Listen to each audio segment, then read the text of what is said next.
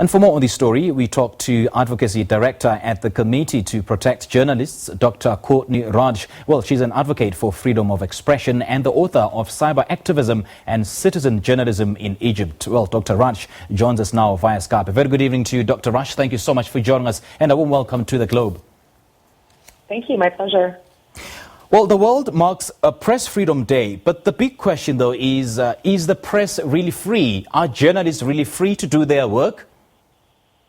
It depends on what country we're talking about and what location. What we see around the world is that we've actually had 3 years of record highs of journalists being imprisoned for their work, and the killing of journalists remains relatively high. That said, there are many courageous journalists working all around the world, and in many countries and localities they are allowed to report freely, but often not without risk. I mean, talk to us about the problem area that you believe are the red flags in the journalism industry in general.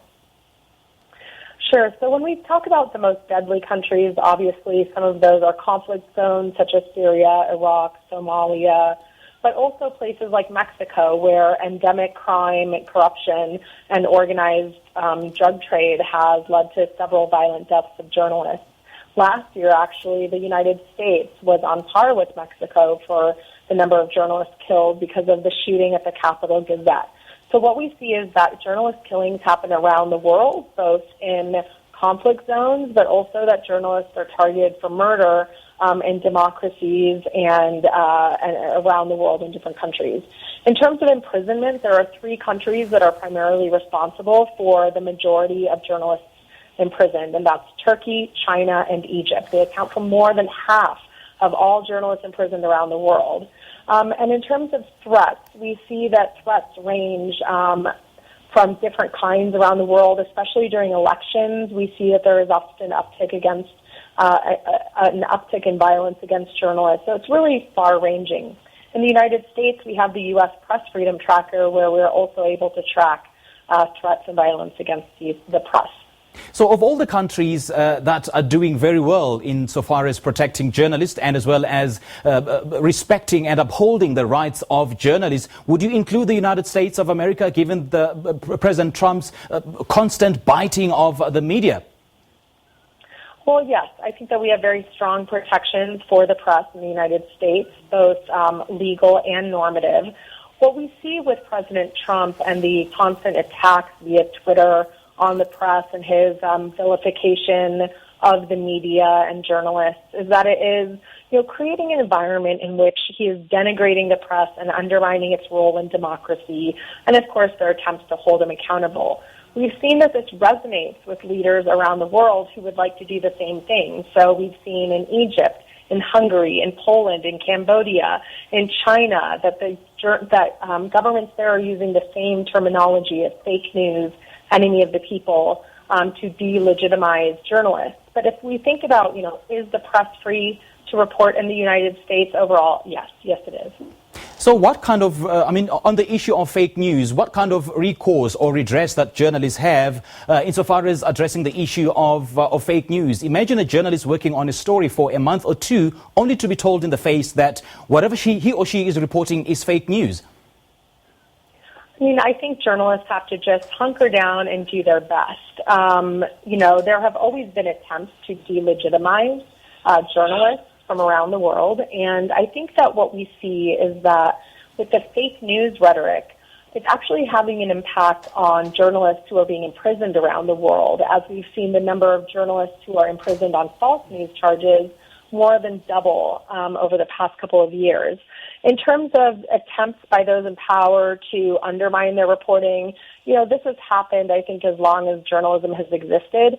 Right now, the terminology being used is fake news, but I think they just need to ignore that, and policymakers really need to focus on the importance that the press plays in upholding democratic values and norms. Do we know so far how many journalists have died in the past decade or so, and how many are actually languishing in jail for simply doing their jobs? Yes, so for the past 3 years, we have recorded 250 or more journalists imprisoned for their work. And those are record highs. And like I said, there are a handful of countries that are responsible for the vast majority, but there are many countries in many parts of the world that are jailing journalists.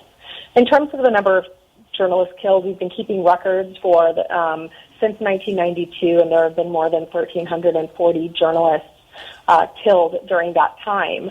But what really, I think, stands out and is deeply troubling is that the majority of those are murdered. So it's not that journalists are necessarily being killed in crossfire or on dangerous assignment, although those are risks. It's that the majority of journalists are killed. And in the vast majority of cases, 9 out of 10 killers of journalists go free. So there's endemic impunity. And this is a stubborn figure. For the past decade, we've really seen no movement on this. Last year, we saw that the number of journalists, a slight uptick over the year before, but what really stood out was that there was a significant rise in the percentage of journalists who were murdered. So again, I think we have to send a very strong signal, and it should be sent by the highest politicians in the land, that it is unacceptable to target journalists. And when we think of murders like Jamal Khashoggi and the way that basically Saudi Arabian authorities have gotten off without paying any price for that, that sends a signal around the world.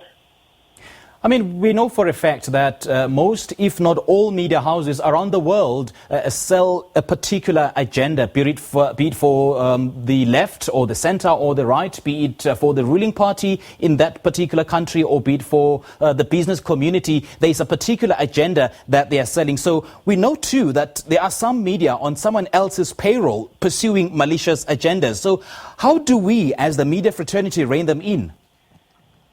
I think what's important is the principle of media pluralism. We need media who are funded by all types of different actors, advertising funded, publicly funded, philanthropically funded media.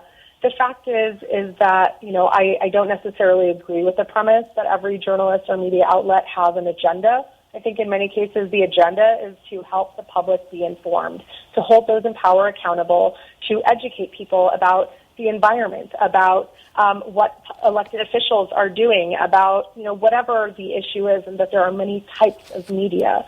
And so when we have a pluralistic media environment, then people can have a choice and they can get a variety of different types of information.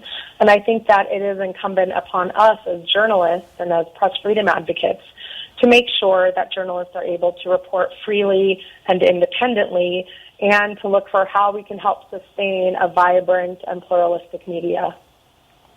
Well, when Jamal Khashoggi was murdered, there was outrage all across the world. But it does seem that that kind of outrage has subsided. I stand to be corrected. But is today the day that we actually commemorate journalism through the prism of Jamal Khashoggi and what he fought for? I think that today, World Press Freedom Day, every year is a year to remember fallen journalists, and we regularly participate in activities that do that on today, World Press Freedom Day. I think this year, because of Jamal Khashoggi's really brutal death and the way that reverberated around the world, as you said, the approbation that accrued to that, it is a different dynamic this year. I think that people realize, maybe in a way that they didn't before, about how truly dangerous it can be to be a journalist, about how even those who are columnists working in democratic countries can nonetheless end up paying with their lives if they make the wrong person angry with them, especially those in power.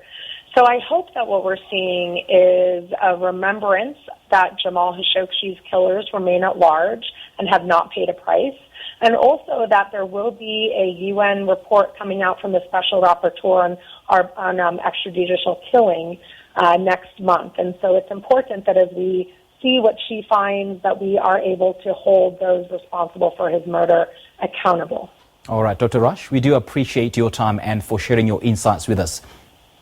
Thank you. My pleasure. Well, that is Dr. Courtney Radsch. She is an American journalist, author, and advocate for freedom of expression.